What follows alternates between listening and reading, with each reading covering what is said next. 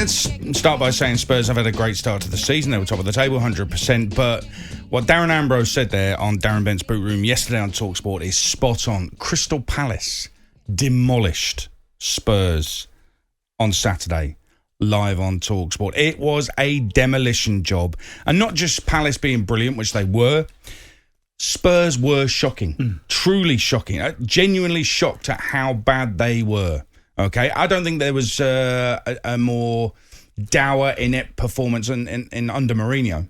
I think that was as bad as I've seen Spurs play. So what was that down to, and how fearful are Spurs fans that's how it's going to be in the main going forward?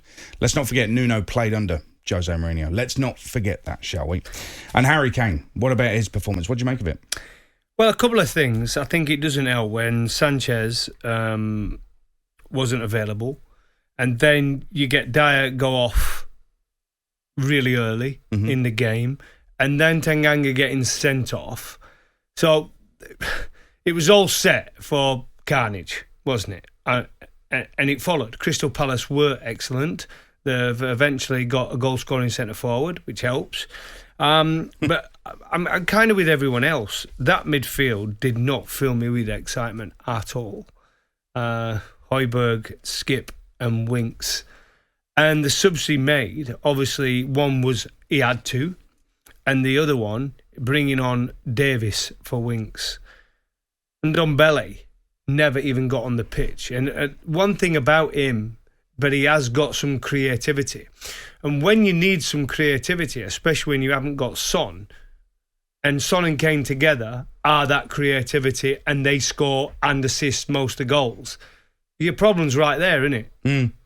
But I think what it did highlight is how important Son is to Tottenham. When Kane was out injured, Son plays through the middle and does such a great job with it.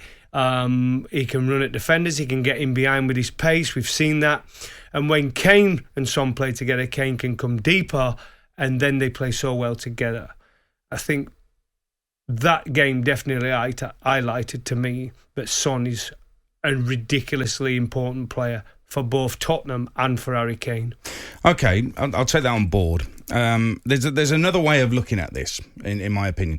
First of all, on Nuno, there's a lot to admire about where he took Wolves from when he got there to where he left them. Yeah. A lot to admire, and you can't take that away from him. But do we look back at his time at Wolves and think, oh yeah, the style of play was fantastic? No, we don't. There was some good individuals that we like watching maybe, but the style of football. Yeah, exactly. And so he's taking that to Spurs, and Spurs just do not look particularly enjoyable.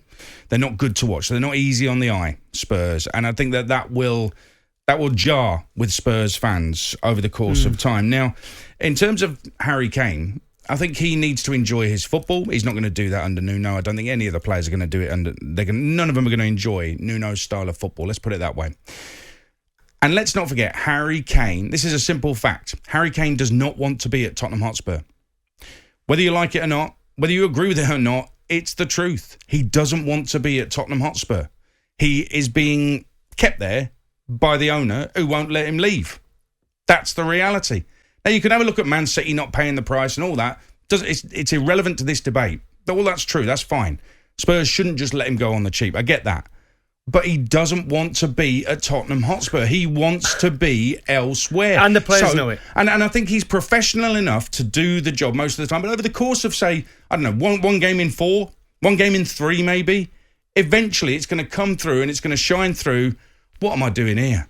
Playing this awful standard of football. I haven't even got Son with me, so I can't even remotely enjoy what I'm doing. So what am I doing here? That's going to come through whether you like it or not, whether he likes it or not. I'm not saying he's doing it deliberately, but he doesn't want to be there. So of course he's going to look pretty poor in some games. He's not enjoying himself, is he? No, and it was. And I think, as I've said to you, I've been lucky enough to play a bit of golf with a few Tottenham players, and I think they all expected him to leave this year, because I think they realistically thought if he does leave, at least there'll be some kind of investment in the football club, because they would have to be. And the only way they will stand up to be countered is when they stop relying on Harry Kane. And there is a huge reliance on them, and I think Tottenham fans will tell you that as well. Yes, when he doesn't play and Son goes through the middle, he does a job. But those two together are outstanding, and they were last season. You'll have to look at the goals and the assists from both of them last season. They were absolutely superb as a pair. They're brilliant. But for Tottenham to move forward, and they don't like hearing it, Tottenham fans, and you know I have that kind of an affection for Tottenham full stop, but for him not to make him stay there, there's a lot of pressure on him for this year to perform, Harry Kane, and I hope he does, and I expect him to be fair. If he's been paid what he's getting paid at Tottenham, you still expect him that level of performance. But that yesterday was horrible to watch. And if you're going to play the style that Nuno wanted to play and what he played at Wolves, you can't play with that sort of pedestrian midfield on getting the ball forward from back to front. One thing that made Wolves so special is the pace in which they attacked it with the wing backs, and then Traore up top. You know what I mean? But we have got to have that space. Without Son, we had Kane up top. Now, one small criticism of Kane is that yard, right? He's not pacey. Brilliant, a genius footballer, but the one thing he hasn't got is a yard like a Vardy or a Ronaldo even at 36 or someone like that. You know what I mean, Aid? So that's the one thing. Son's got that.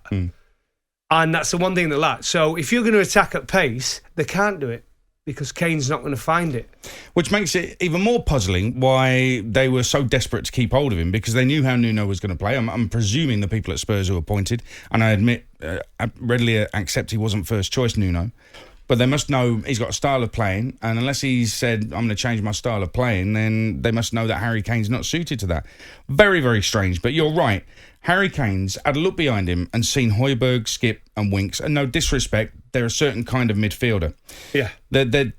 Keep possession, don't want to give the ball away, just want to pass it along. Passes, Like we were critical of England a little bit, that first, against Andorra, that first 20 minutes. This is the thing, passing back. Harry Kane is off the back of a worldie he's just scored in Poland. He scored a brilliant goal in Poland for England. He's going to enjoy... For me, it's great because he's going to enjoy going away with England. And it might the style just of mean... football they're playing. Exactly. It might just mean he has the World Cup of a lifetime next year in Qatar. One can only hope as an England fan.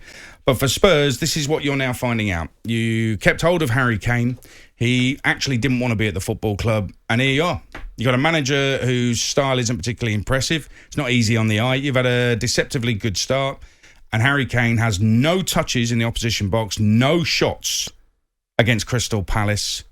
So what was all that about? Is this just the sign of a player who literally doesn't want to be at that football club?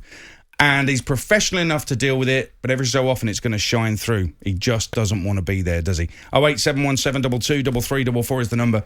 Drive on talkSPORT with WeBuyAnyCar.com. Join over 2 million happy customers by entering your edge number now.